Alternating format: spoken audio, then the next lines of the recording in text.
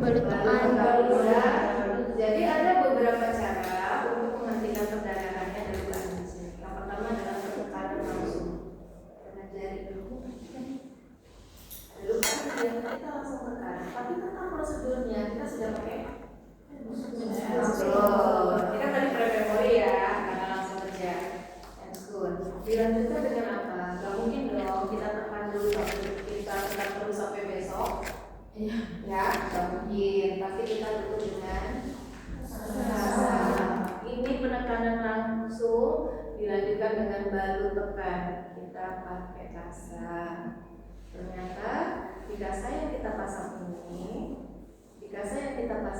ini, wah ngembang dia langsung basah oleh darah. Kita nggak boleh angkat yang itu untuk ganti sama kasa yang satunya, tapi langsung ditumpuk. Perlu kan diperhatikan ya. Ditekan dulu pakai jari, dilanjutkan dengan kasih kasa. Tapi lihat, ini dipasang, tangan kita jangan langsung kat ini. Ini dipasang dulu di atasnya. Ya, bila masih ngembang lagi, kita tambah kasanya sampai dia nggak tembus. Ya, sampai dia nggak tembus. Terserah mau berapa kasanya. Oke. Dilanjutkan dengan perban. Mau plaster boleh, mau perban boleh. Ini namanya apa? Perban. Elastis perban. Jadi bahan-bahan yang dibutuhkan tadi ya, itu pasti disebut ya. Ada sarung tangan, ada masker, ada elastis perban, ada kasa, ada tourniquet. Ya, itu harus disebutkan. Ini kita pasang. Saat kita pasang ini, dia kok masih ngerembes aja nih darahnya. Boleh sambil disuruh tinggikan di atas. Di atas. Ayo rasionalisasinya. Anda perawat sudah belajar anatomi fisiologi. Di atas jantung, pinter, ya. Kita pasang. Jadi masang balut ini intinya rapi. Intinya rapi, ya. Kalian mau cepet-cepetan, mau asal dulu juga nggak apa-apa. Yang penting endingnya rapi, karena kerja kita itu estetiknya juga harus ini, karena nggak asal. Jadi ini bisa dibilang masih biasa, tapi ada yang betul-betul presisi ya. Kita sekarang belajar biar cepat aja dulu, karena nggak dinilai estetiknya, tapi yang dinilai adalah rapinya. Dan pasien merasa nyaman, ya. Oke. Tadi ini sudah dinaikkan. Khusus perdarahan yang aktif atau dia ada amputatur. Tahu amputatur? Luka putus, tangannya putus, jarinya putus, kakinya putus, itu kan banyak darahnya macam-macam. Itu kita boleh kasih tourniquet. Tourniquet dipasang 10 cm di atas luka. Ini contoh ya, bukan berarti ini langsung saya pasang tourniquet. Contoh, ini ada lukanya di sini atau amputaturnya di sini, 10 cm kita pasang tourniquet.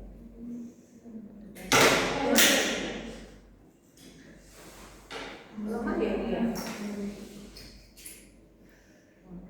Lemah ya? Ya, 10 cm di atas luka boleh dipasang tourniquet. Dan setiap 15 menit harus diobservasi luka. Kenapa? Biar kalau kita pindahin pasien dibendung kan supaya darahnya nggak keluar terus. Terus kita buka-buka, tahu-tahu sininya dingin akarnya, pasiennya nggak kerasa, ya. Jadi setelah kita pasang ini, evaluasinya nanti, ya kita lihat, kita cek nadinya,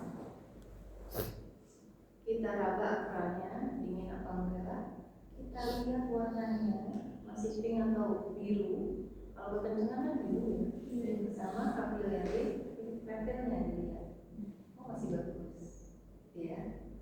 Itu adalah evaluasi yang harus kita observasi yang harus kita lakukan pada pasien-pasien yang kita pasang balut, pasang spalem, apalagi sama tourniquet. Oke. Setelah itu Pesan saya, ini kan tourniquet hanya dipasang saat ada luka amputatum atau perdarahan yang sangat akut. Kalau biasa begini saja nggak usah dipasang tourniquet, juga nggak apa-apa. Cuman kalau ditanya apa saja sih cara menghentikan perdarahan, yaitu tadi penekanan langsung, balok tekan, ditinggikan atau elevasi dengan tourniquet, ya. Oke. Dan yang paling penting adalah diimobilisasi.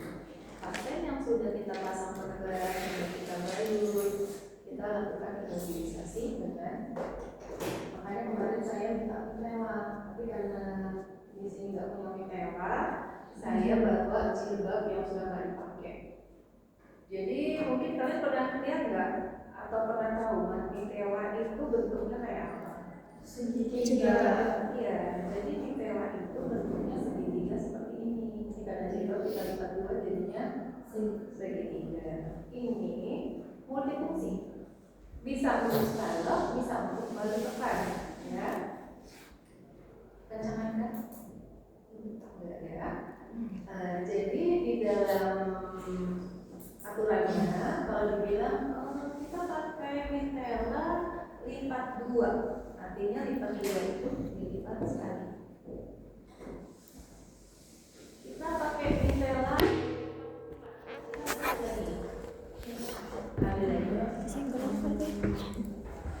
kita pakai mitela lipat 8.